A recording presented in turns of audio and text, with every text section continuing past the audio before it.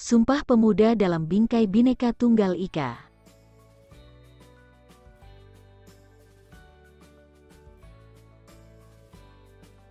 Perubahan di berbagai belahan dunia banyak dipelopori oleh pemuda.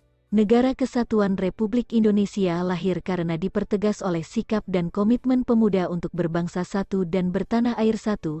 Indonesia, komitmen untuk bangsa dan tanah air Indonesia diikrarkan para pemuda dalam Sumpah Pemuda tanggal 28 Oktober tahun 1928.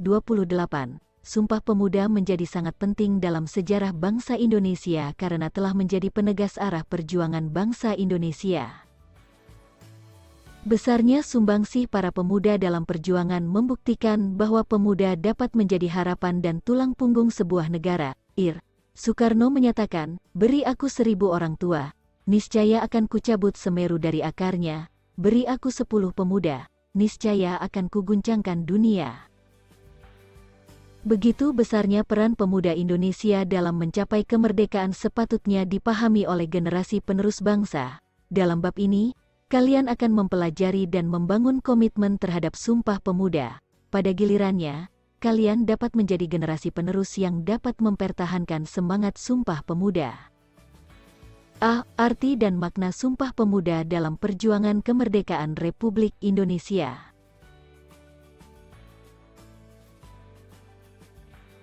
1. Peran perjuangan pemuda dalam organisasi kepemudaan.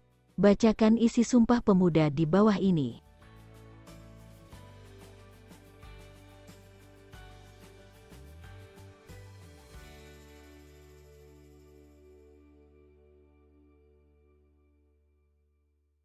Peristiwa sejarah Sumpah Pemuda atau Sumpah Pemuda merupakan suatu pengakuan dari pemuda-pemudi Indonesia yang mengikrarkan satu tanah air, satu bangsa dan satu bahasa. Sumpah Pemuda dibacakan pada tanggal 28 Oktober tahun 1928 hasil rumusan dari Kerapatan Pemuda-Pemudi atau Kongres Pemuda II Indonesia yang hingga kini setiap tahunnya diperingati sebagai Hari Sumpah Pemuda. Sumpah Pemuda merupakan babak baru bagi perjuangan bangsa Indonesia karena perjuangan yang bersifat lokal kedaerahan berubah menjadi perjuangan yang bersifat nasional. Para pemuda sadar bahwa perjuangan yang bersifat lokal adalah sia-sia.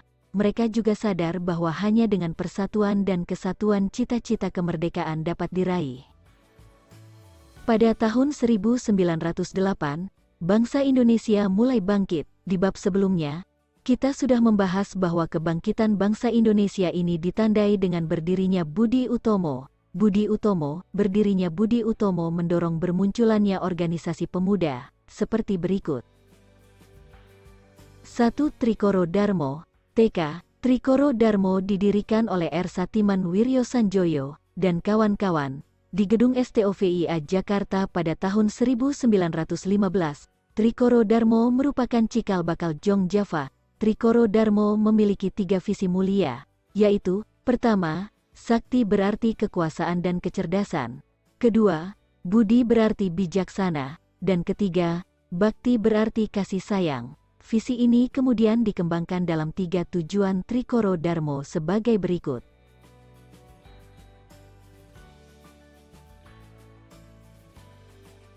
A. Mempererat tali persaudaraan antar siswa-siswi Bumi Putra pada sekolah menengah dan kejuruan. B. Menambah pengetahuan umum bagi anggotanya. C. Membangkitkan dan mempertajam peranan untuk segala bahasa dan budaya. Dalam kongres pertamanya di Solo pada tanggal 12 Juni tahun 1918, Trikoro Darmo mengubah namanya menjadi Jong Java. Kongres juga menetapkan perubahan haluan organisasi, dari semula organisasi non-politik menjadi organisasi politik. Pada kongres selanjutnya di tahun 1926, Jong Java menyatakan dalam anggaran dasarnya hendak menghidupkan rasa persatuan seluruh bangsa Indonesia serta kerjasama dengan semua organisasi pemuda dalam rangka membentuk keindonesiaan. Dengan demikian, organisasi ini menghapus sifat Jawa sentris serta mulai terbuka bekerja sama dengan pemuda-pemuda bukan Jawa. 2. Jong Sumateranenbon, Organisasi Kepemudaan Persatuan Pemuda Pelajar Sumatera atau Jong Sumateranenbon, didirikan pada tahun 1917 di Jakarta.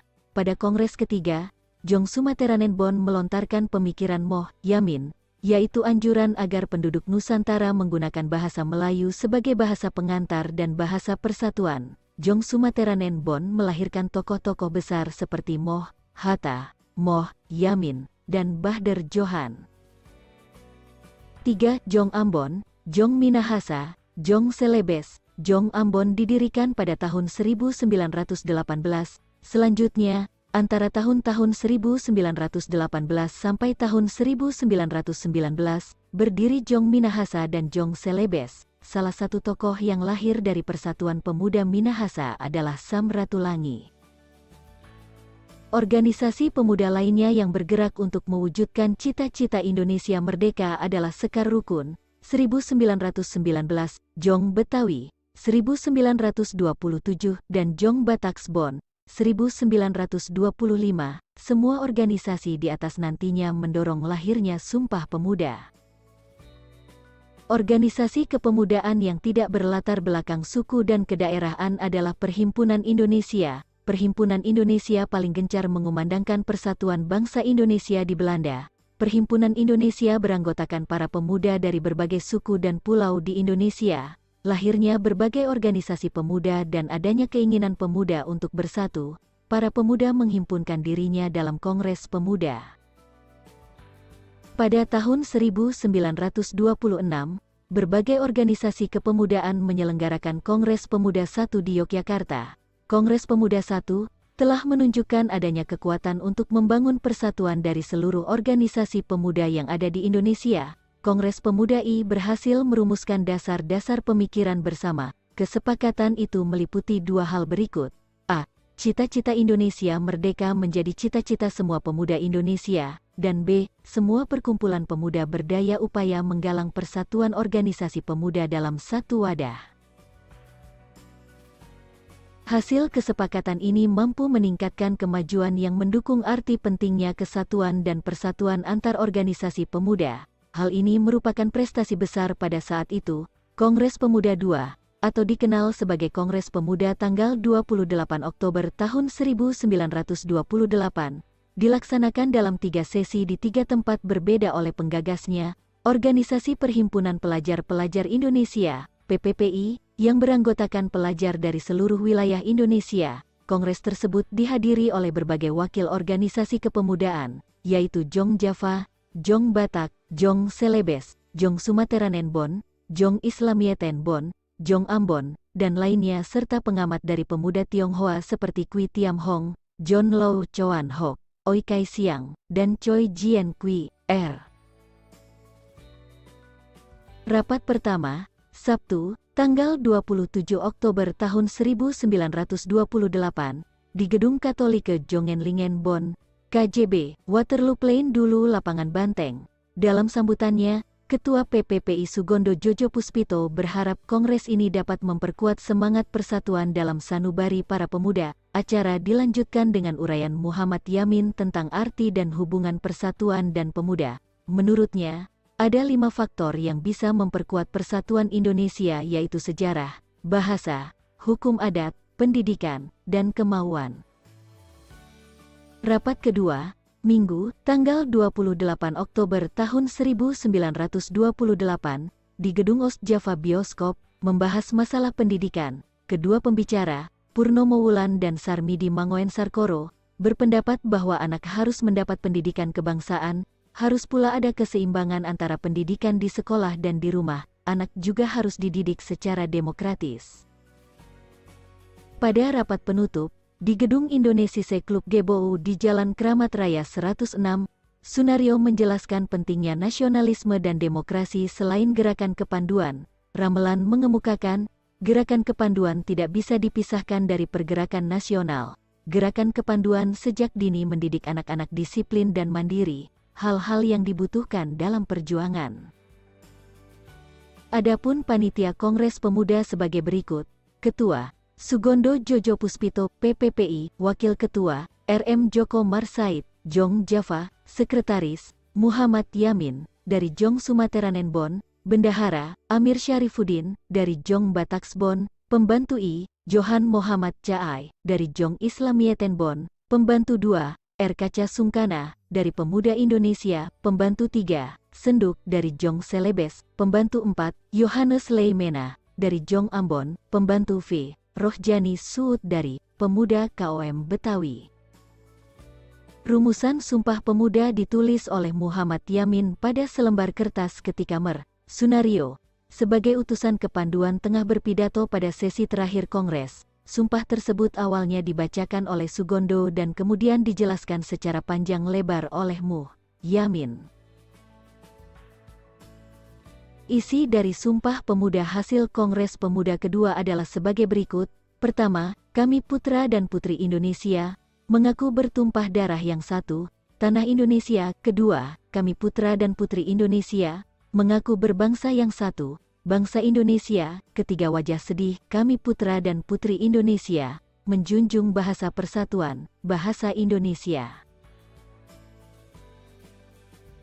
Dalam peristiwa Sumpah Pemuda yang bersejarah tersebut, diperdengarkan lagu kebangsaan Indonesia untuk yang pertama kali yang diciptakan oleh W.R. Supratman. Lagu Indonesia Raya dipublikasikan pertama kali pada tahun 1928 pada media cetak Surat Kabar Sinpo dengan mencantumkan teks yang menegaskan bahwa lagu itu adalah lagu kebangsaan. Lagu itu sempat dilarang oleh pemerintah kolonial Hindia Belanda, tetapi para pemuda terus menyanyikannya.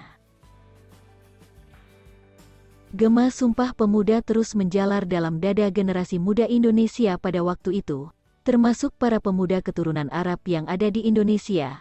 Para pemuda keturunan Arab yang dimotori oleh R. Baswedan melaksanakan kongres di Semarang dan menyatakan Sumpah Pemuda keturunan Arab. Sumpah ini dilakukan oleh pemuda-pemuda peranakan Arab pada tanggal 4–5 Oktober tahun 1934. Dalam kongres ini, mereka bersepakat untuk mengakui Indonesia sebagai tanah air mereka karena sebelumnya kalangan keturunan Arab beranggapan bahwa tanah air mereka adalah negeri-negeri Arab dan senantiasa berorientasi ke Arab. 2. Arti dan makna Sumpah Pemuda dalam perjuangan kemerdekaan Republik Indonesia.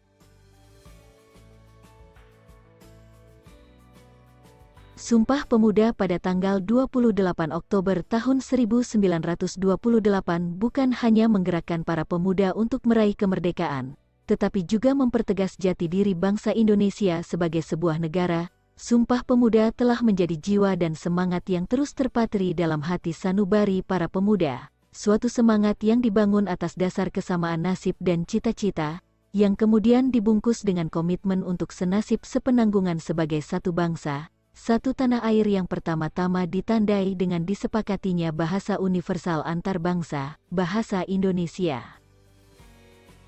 Semangat Sumpah Pemuda mencapai puncaknya pada tanggal 17 Agustus tahun 1945 ketika Soekarno-Hatta atas nama bangsa Indonesia memproklamirkan kemerdekaan Indonesia. Sejak itu, Indonesia yang terdiri atas berbagai etnis, agama, dan golongan menjadi bangsa yang merdeka dan bersatu. Kemerdekaan memberikan kesempatan bagi bangsa Indonesia untuk mewujudkan masyarakat yang bersatu, berdaulat, adil, dan makmur. Semangat Sumpah Pemuda harus tetap ada setelah kemerdekaan bangsa Indonesia diraih. Persatuan dan kesatuan bangsa Indonesia akan hancur apabila bangsa Indonesia tidak lagi memiliki semangat bertanah air satu, berbangsa satu dan berbahasa satu, yaitu Indonesia. Semangat Sumpah Pemuda dapat dijabarkan dalam nilai-nilai berikut ini.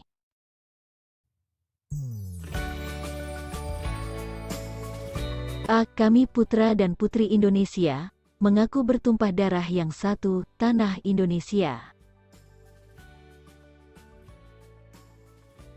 Tanah Indonesia adalah seluruh wilayah Indonesia baik di darat dan di laut. Negara Kesatuan Republik Indonesia memiliki luas wilayah daratan dan lautan sebesar 5.180.053 km persegi. Wilayah yang luas ini menempatkan Indonesia sebagai negara terluas ketujuh di dunia setelah Rusia, Kanada, Amerika Serikat, China, Brasil, dan Australia.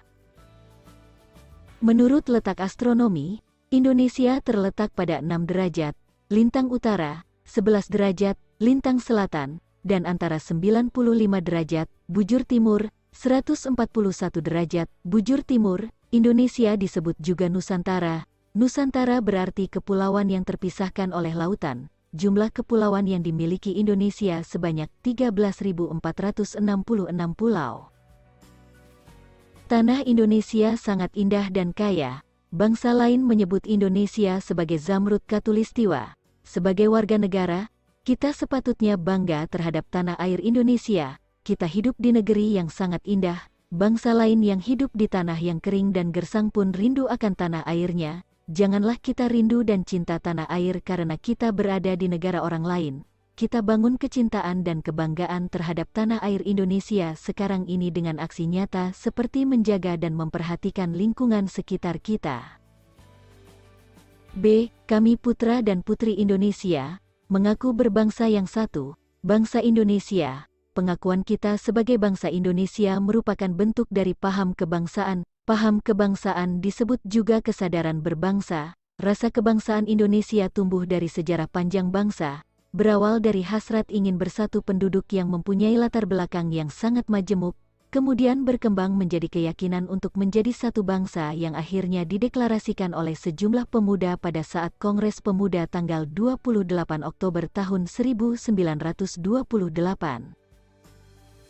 Kita sebagai generasi penerus mempunyai kewajiban untuk melestarikannya. Pelestarian rasa kebangsaan Indonesia merupakan salah satu usaha untuk tetap tegaknya Negara Kesatuan Republik Indonesia. Sebagai bangsa, kita tetap harus optimis, karena masih banyak potensi bangsa ini yang dapat dikembangkan demi tetap terpeliharanya rasa kebangsaan dan dapat dijadikan pijakan untuk usaha-usaha memelihara dan meningkatkan rasa kebangsaan Indonesia itu sendiri. C. Kami putra dan putri Indonesia, menjunjung bahasa persatuan, bahasa Indonesia. Sumpah Pemuda menegaskan bahwa bahasa persatuan adalah bahasa Indonesia. Bahasa Indonesia memiliki peran yang sangat menentukan dalam perkembangan kehidupan bangsa Indonesia. Dalam masa perjuangan kemerdekaan, bahasa Indonesia berhasil menjadi alat komunikasi untuk membangkitkan dan menggalang semangat kebangsaan dan semangat perjuangan dalam mengantarkan rakyat Indonesia ke depan pintu gerbang kemerdekaan. Kenyataan sejarah itu berarti bahwa bahasa Indonesia sebagai bahasa persatuan telah berfungsi secara efektif sebagai alat komunikasi antar suku, antar daerah, dan bahkan antar budaya. Bahasa Indonesia ditetapkan sebagai bahasa negara. Bahasa Indonesia menjadi alat komunikasi dalam kehidupan bermasyarakat, berbangsa, dan bernegara. Bahasa Indonesia tidak hanya digunakan sebagai bahasa resmi dalam penyelenggaraan kehidupan negara dan pemerintahan, tetapi juga sebagai bahasa pengantar pada jenis dan jenjang pendidikan, sebagai bahasa perhubungan nasional, terutama dalam kaitannya dengan perencanaan dan pelaksanaan pembangunan nasional, sebagai sarana pembinaan dan pengembangan kebudayaan nasional. Bahasa Indonesia ditetapkan sebagai bahasa negara. Bahasa Indonesia menjadi alat komunikasi dalam kehidupan bermasyarakat, berbangsa, dan bernegara. Bahasa Indonesia tidak hanya digunakan sebagai bahasa resmi dalam penyelenggaraan kehidupan negara dan pemerintahan, tetapi juga sebagai bahasa pengantar pada jenis dan jenjang pendidikan, sebagai bahasa perhubungan nasional, terutama dalam kaitannya dengan perencanaan dan pelaksanaan pembangunan nasional, sebagai sarana pembinaan dan pengembangan kebudayaan nasional.